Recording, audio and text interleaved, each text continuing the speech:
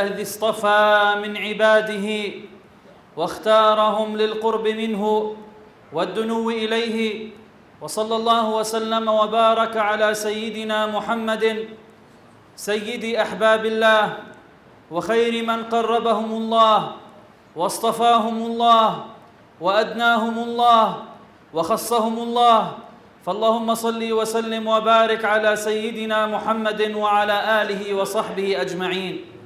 وأشهد أن لا إله إلا الله وحده لا شريك له، وأشهد أن سيدنا محمدًا عبد الله ورسوله، بلغ الرسالة وأدى الأمانة وكشف الله به الغمة، ونسأل الله سبحانه وتعالى كما جمعنا أن يسمعنا، وكما أحضرنا أن يغفر لنا. أوصيكم ونفسي المقصرة يا عباد الله بتقوى الله سبحانه وتعالى، فإن الله ذكرها في كتابه أكثر من 90 مرة ليخبر عن شرفها وعن شأنها وعن شأوها، وأنها مفتاح النجاة، وأنها باب السعادة في الدنيا والأخرى، وأن بها يتحصل الإنسان على خير الدنيا والأخرى.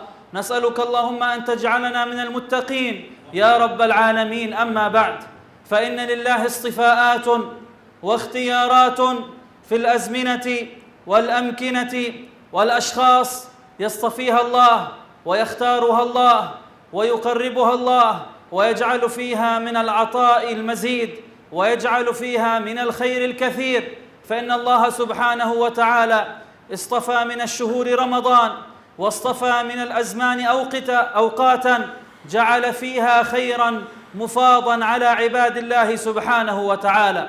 ومن ذلك ما يكون في ختام السنة من أيام ذي الحجة، من هذه الأيام المباركة، من هذه الأيام الفضيلة، وما يكون فيها من عبادة الحج، وما يكون فيها من عبادة العج، وما يكون فيها من الثج، وما يكون فيها من إقبال الوفود على الله سبحانه وتعالى. إذ جعل الله سبحانه وتعالى في خاتمة الأشياء بركة. ألا ترون إلى خاتمة النهار في ساعة غروب الشمس ساعة ترفع الأعمال إلى الله سبحانه وتعالى فيها. وإذا نظرنا إلى الليل، فإن أكمل ساعات الليل وأصفاها وأبركها ساعة السحر، آخر الليل، حيث يتجلى الله على عباده فيقول: هل من مستغفر فأغفر له، هل من تائب فأتوب عليه، هل من سائل حاجة فأعطيه. هذه الساعة التي يفيض فيها الله سبحانه وتعالى على عباده بالخير الكبير، ساعة السحر. أما ترون إلى آخر الصلاة وما يكون فيها من صلاة وسلام على رسول الله صلى الله عليه وآله وصحبه وسلم. وإذا نظرنا إلى خواتيم رمضان، فإنا نجد فيه هذه الأيام المباركة والليالي المعظمة، أيام العشر الأخير من شهر رمضان. وهكذا إن نظرنا إلى ختام العام، فإن فيه العطاء الكبير، وإن فيه التخصيص، وإن فيه التأييد، وإن فيه الفضل الإلهي في أيام عشر ذو الحجة، وفي عبادة الحج، هذه العبادة المباركة التي اختارها الله لعباده كي يفدوا إليه وكي يقبلوا عليه وكي يقبل عليهم سبحانه وتعالى. وهكذا فتجتمع البركة على البركة، والخير على الخير، والنور على النور في هذه الأيام. إن لربكم في أيام دهركم نفحات، ألا فتعرضوا لها. هذه النفحات التي لا بد أن نتعرض لها هي سيالة مفاضة في مثل هذه الأيام التي ستقبل علينا، أيام مباركة أقسم بها الله سبحانه وتعالى في كتابه الكريم، فقال: والفجر وليال عشر، وقال سبحانه وتعالى: وشاهد ومشهود. أقسم بهذه الأيام، أقسم بشأنها، والله لا يقسم إلا بعظيم، فالعظيم لا يعلي شأنا إلا أن يكون عظيما. فالعظيم سبحانه وتعالى إذا أقسم بشيء دل ذلك على عظمة هذه الأشياء. والله سبحانه وتعالى أقسم بهذه الأيام ليدلنا على شرفها وعلى فخرها وعلى عزها. يقول النبي صلى الله عليه وآله وصحبه وسلم: ما من أيام العمل الصالح فيهن أفضل من هذه الأيام، أي العشر الأوائل من ذي الحجة. حتى أخبرنا رسول الله صلى الله عليه وآله وصحبه وسلم أن نكثر فيها من التسبيح ومن التحميد ومن التهليل ومن التكبير، بأن نكثر من سبحان الله والحمد لله ولا إله إلا الله والله أكبر، الباقيات الصالحات التي من قالها فهو خير من الدنيا وما فيها. من قال سبحان الله والحمد لله ولا إله إلا الله والله أكبر خير من الدنيا وما فيها، كما أخبر رسول الله صلى الله عليه وآله وصحبه وسلم. هي أيام عظيمة، ما من عمل صالح أفضل من هذه الأيام. وما هو العمل الصالح؟ ليس مقصورا في صلاة أو في صيام أو في قيام. العمل الصالح صلاة وصيام وقيام وذكر وصدقة وتسبيح وهمة في نشر الدعوة إلى الله سبحانه وتعالى، وسعي في خدمة المسلمين، وحرص على الجار، وسعي في بر الوالدين، وحرقة على ما يجري لأمة سيدنا محمد، والتفكر في كيفية نشر دعوة أمة سيدنا محمد، والصلة برسول الله، واستشعار النيابة عن رسول الله، والوراثة عن رسول الله صلى الله عليه وآله وصحبه وسلم. العبودية بابها واسع، والعمل الصالح بابها واسع. يفد منا وفد إلى بيت الله الحرام يزورون رسول الله صلى الله عليه وآله وصحبه وسلم، يقفون عند الشباك يسلمون على رسول الله، يطلبون الله في بيته، في البيت الحرام، يقفون في عرفات وفي منى وفي مزدلفة وفي تلك البقاع المباركة، وشاهدت الأرواح منا شعائرا معظمة قد ضمها البيت والفناء، مقام وحجر والشراب، وإنه لكوثر دار الجنة في عالم الفناء. فنسأل الله سبحانه وتعالى أن يكتبنا من أهل الحج بأجسادنا، فإن لم نستطع فبأرواحنا. فليس الحجيج فقط هم من حجوا بيت الله بأجسادهم، بل كل واحد منكم يستطيع أن يكون معهم بشعوره، بالتعلق بهم، بالتعلق بتلك الشعائر المباركة. فالحج شعائر ومشاعر، والحج مناسك ومدارك يعيشها الإنسان في ذاته تعلقا بالبيت الحرام. إن أول بيت وضع للناس للذي ببكة مباركا وهدى للعالمين، مباركا وهدى للعالمين، فيه آيات بينات مقام إبراهيم، ومن دخله كان آمنا. وهل كل من يحج؟ إن الحج لا يقصد به صورته ولا يقصد به ظاهره، إنما الحج يقصد به حقيقته، ويقصد به ما أراده الله منه من العبد أن يكون حاله في الحج. الحج رحلة إلى الآخرة، الحج رحلة إلى الله سبحانه وتعالى. جمع الله أرواحنا وأنفسنا في وادي النعمان كما روى ذلك الإمام أحمد، وأخذ العهد علينا جميعا: ألست بربكم؟ قلنا جميعا بلى، قلنا جميعا بلى. فشرع الحج لتجديد ذلك العهد. أليس الحاج والمعتمر إذا دخل إلى بيت الله الحرام وسلم على الحجر الأسود يقول: اللهم إيمانا بك وتصديقا بكتابك ووفاء بعهدك؟ وأي عهد هذا؟ إنه العهد الذي أخذه الله علينا وعليكم في وادي النعمان، ليكون الشأن أن يجدد جسدنا قول أرواحنا في العبودية والإقرار للربوبية لله سبحانه وتعالى.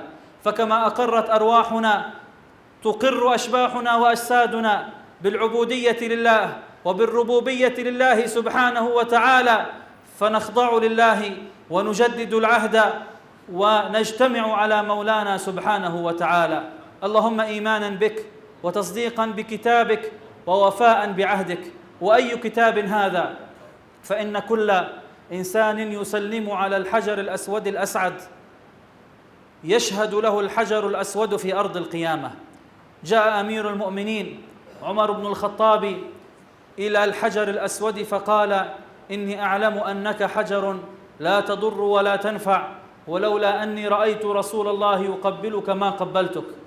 وتكملة الرواية كما ذكرها الإمام الحاكم وابن حجر في شرحه على البخاري، قال: يا إمام، بل إنه حجر يضر وينفع، فإن رسول الله صلى الله عليه وآله وصحبه وسلم يخبر أنه يأتي يوم القيامة وله لسان وشفتين يشهد لمن استلمه بالموافاة يوم القيامة، أي كل إنسان سلم على الحجر الأسود يشهد له الحجر الأسود أنه سلم عليه واستلمه في أرض المحشر. بل جاءت الروايات أننا عندما قلنا بلى في يوم الذر في وادي النعمان، جمع الله هذه الشهادات وأودعها في كتاب في الحجر الأسود. فالحجر الأسود صلتنا به الآن في تسليمنا عليه، وصلتنا به مضت في عالم الذر، وصلتنا به ستأتي في أرض المحشر عندما يشهد لكل من استلمه بالموافاة يوم القيامة. شؤون عظيمة في بيت الله الحرام. إننا نطوف حول أحجار، لكن هي في الصورة أحجار، وفي الحقيقة عنوان للعبودية لله سبحانه وتعالى.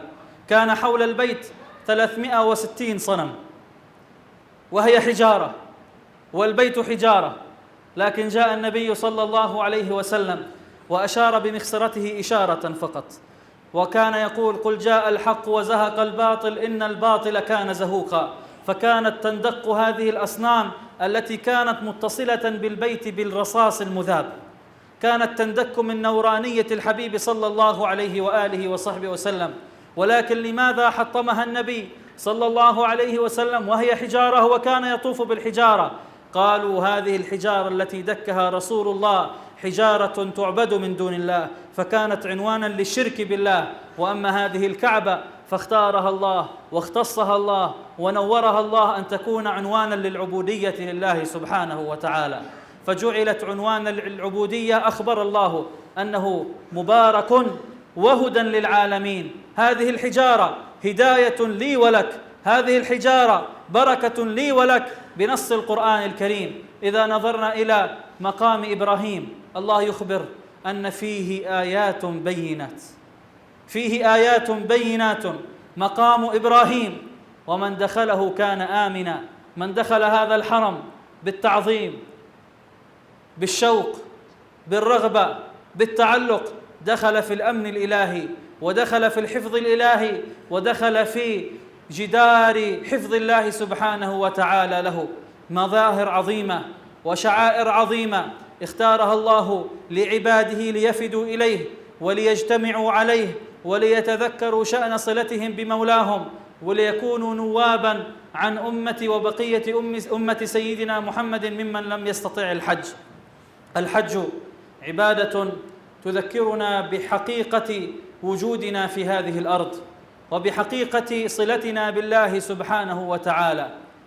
ذكر العلماء عن رجل من الصالحين في زمان التابعين أنه حج بيت الله سبحانه وتعالى، وعندما حج بيت الله ووقف بعرفة، والحج عرفة، ثم رمى الجمار في منى، وفي منى ينال المنى وينال السعد وينال الهنا، رأى في منامه أنه لم يقبل من أهل الحج إلا 6، وكان عددهم 600,000، فاستيقظ مفزوعا وبقي يتوجه إلى الله: اللهم اقبل حج الناس، اللهم اجعلني من هؤلاء 6، اللهم اغفر للحجيج.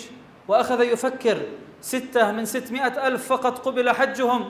ثم نام، فرأى في المنام أن الله يخبره أنني قد شفعت في كل واحد ب100,000 فقبلت الجميع ببركة هؤلاء 6. ما المقصود من هذه القصة؟ أن 6 هؤلاء فقط هم من أدركوا حقيقة الحج، ومن أدركوا سر الحج، ومن أدركوا نورانية الحج، ومن وقفوا على سر خصوصية الحج. فإن في كل مقصد وعمل من أعمال الحج ربط بالله سبحانه وتعالى، حتى ذكر العلماء أنك إذا وفدت إلى بيت الله الحرام تستشعر قدومك على الله سبحانه وتعالى يوم القيامة وعرضك عليه سبحانه وتعالى.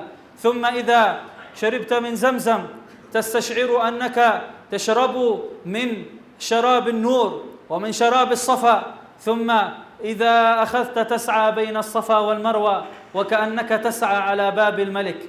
إذا كان هناك ملك وتريد منه حاجة فتذهب يمينا وشمالا وتذهب من هذا الباب ومن هذا الباب تسأل أن يدخلوك إليه، وهكذا أنت في حالك مع ربك سبحانه وتعالى تسعى بين الصفا والمروة كأنك تذهب ذهابا وإيابا، تقول يا رب اقبلني، يا رب أدخلني إلى حضرتك. حتى ذكر العلماء أن ذلك يذكرك بالميزان في أرض المحشر، في كفة الإيمان وفي كفة الحسنات، في كفة الحسنات وفي كفة السيئات، فتسعى بين هذه وهذه، تطلب في الحسنات أن يتقبلها وفي السيئات أن يغفرها. ففي كل حركة في الحج تذكير لك بشأن قدومك على الله في أرض المحشر. وكل عبادة وكل شأن له حكمه، وما الحج إلا اقتداء لآثار الصالحين. من عباد الله الصالحين من سارة زوجة إبراهيم، ومن إبراهيم عليه السلام ما هو رمي الجمار إلا هو اقتداء بسيدنا إبراهيم، ما هو الذبح إلا إنه اقتداء بسيدنا إبراهيم، ما هو السعي بين الصفا والمروة إلا إنه اقتداء بزوجة سيدنا إبراهيم، ما هو الذهاب إلى الحج إلا تلبية للبلاغ الذي بلغه سيدنا إبراهيم، ما هو الطواف إلا تتبع لشأن الملائكة والأنبياء ورسول الله صلى الله عليه وآله وصحبه وسلم. بعد الطواف أنت أين تصلي؟ تصلي خلف مقام إبراهيم. كله ارتباط واقتداء بسلفنا الصالح، بأنبياء الله الصالحين. أنبياء الله حجوا البيت، ورسول الله صلى الله عليه وآله وصحبه وسلم حج البيت مرة واحدة واعتمر 4 عمرات. وذكر وهو جالس بين أصحابه في أكثر من 19 رواية وهو يقول: ها هو هود يلبي بالحج، ها هو موسى يلبي بالحج، ها هو صالح يلبي بالحج. يذكر أخبار الأنبياء وفي تحركات أرواحهم في حج بيت الله الحرام.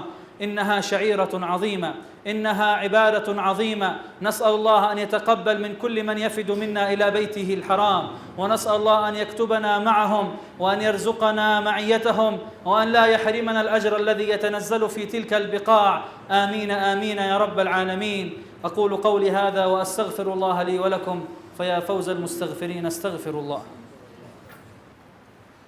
الحمد لله وحده، والصلاة والسلام على سيدنا محمد وعلى آله وصحبه أجمعين. أشهد أن لا إله إلا الله شهادة عبد متذلل خاضع، وأشهد أن سيدنا وحبيبنا وقدوتنا محمدًا عبد الله ورسوله. اللهم صل وسلم وبارك عليه وعلى آله وصحبه أجمعين. ونسألك اللهم أن ترزقنا حقيقة التقوى يا عباد الله. سمعنا وإياكم أخبار البيت الحرام وأخبار الحجيج وشأن وفادتهم على الله سبحانه وتعالى، ولكن كما يقولون: كم من قريب بعيد وكم من بعيد قريب، كم من طائف حول البيت وقلبه متعلق بمظاهر الدنيا وزخرفها وقلبه غافل عن حقيقة الحج، وكم من بعيد في بلدان بعيدة يتحرك ولا يعرف النوم ويتقلب قلبه شوقا إلى تلك البقاع.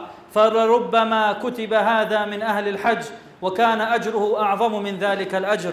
أما تسمعون إلى هؤلاء الصحابة الذين تأخروا عن رسول الله في إحدى الغزوات بسبب ظروفهم، لم يتمكنوا من الجهاد مع رسول الله صلى الله عليه وآله وصحبه وسلم. أخبر الله في كتابه أن النبي ما قطع واديا ولا سلك شعبا ولا مشى طريقا إلا كتب لهم من الأجر كما كتب للذين كانوا مع رسول الله.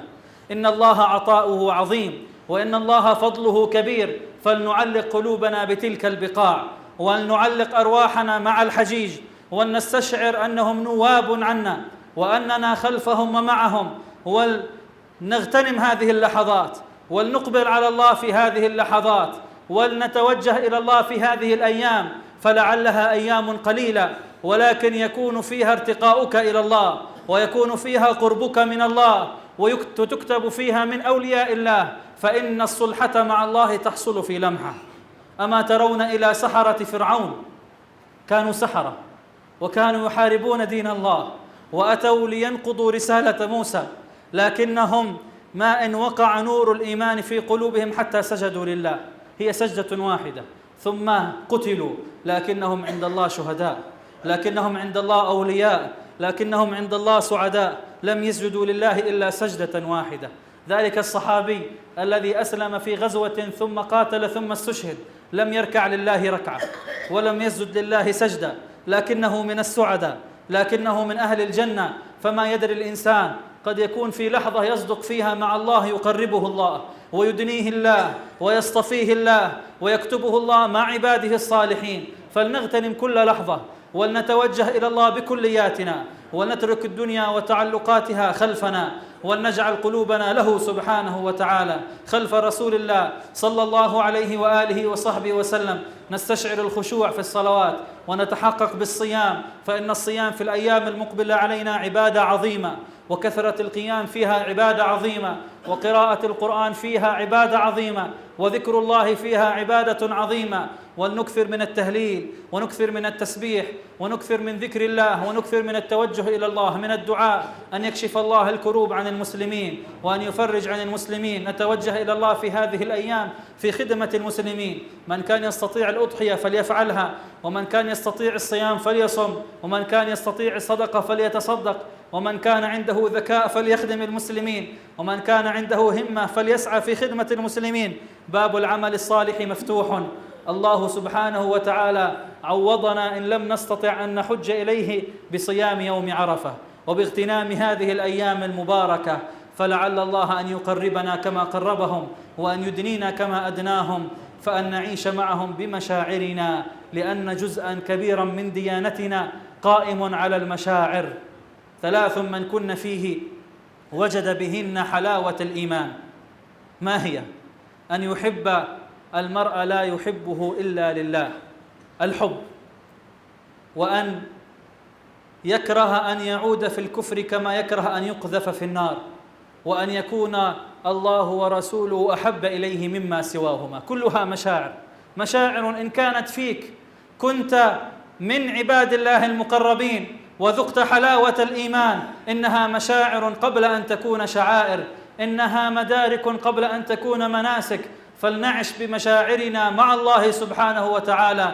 اللهم إنك أمرتنا أن نصلي على رسولك، وبدأت ذلك بنفسك فقلت إن الله وملائكته يصلون على النبي يا أيها الذين آمنوا صلوا عليه وسلموا تسليما. لبيك اللهم لبيك، اللهم صل على سيدنا محمد وعلى آل سيدنا محمد كما صليت على سيدنا إبراهيم وعلى آل سيدنا إبراهيم، وبارك على سيدنا محمد وعلى آل سيدنا محمد كما باركت على سيدنا إبراهيم وعلى آل سيدنا إبراهيم في العالمين إنك حميد مجيد. اللهم إنا نسألك أن تغفر لنا ذنوبنا، وأن تستر عيوبنا، وأن تكشف كروبنا، وأن تفرج عنا همومنا، وأن تزيل غمنا، وأن توسع رزقنا، وأن تقضي ديوننا، وأن تجعلنا من أهل أعلى فراديس الجنة يا رب العالمين. أدخلنا جنتك من غير سابقة عذاب ولا عتاب ولا فتنة ولا حساب. نسألك اللهم أن تجيرنا من النيران، وأن ترحمنا ساعة الموت، وأن ترحمنا في قبورنا،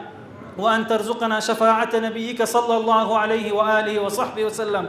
اللهم ارزقنا وراثة رسول الله، اجعلنا في الصورة وفي السيرة وفي السريرة محمديين. زدنا معرفة بك يا رب العالمين. أدخلنا إلى حضائر أنسك يا أكرم الأكرمين. اللهم زج بنا في بحار معرفتك. اللهم أحينا على لا إله إلا الله، وتوفنا على لا إله إلا الله، وبعثنا على لا إله إلا الله، ونورنا بأنوار لا إله إلا الله. نسألك اللهم أن تحفظ أخواننا الحاضرين من كل سوء ومن كل مكر ومن كل خديعة. ونسألك اللهم أن تكتبنا مع أهل الحج بأرواحنا، وأن تعيد علينا من بركات هذه الأيام، وأن تجعلنا ممن يغتنمها أحسن الاغتنام، وممن يقوم بها أحسن القيام، وممن يتعبدك فيها على حقيقة العبودية. نسألك اللهم أن نتعرض فيها لنفحاتك في هذه الأيام المباركة، وأن تكتبنا مع أهل الحج في كل تحركاتهم وشؤونهم.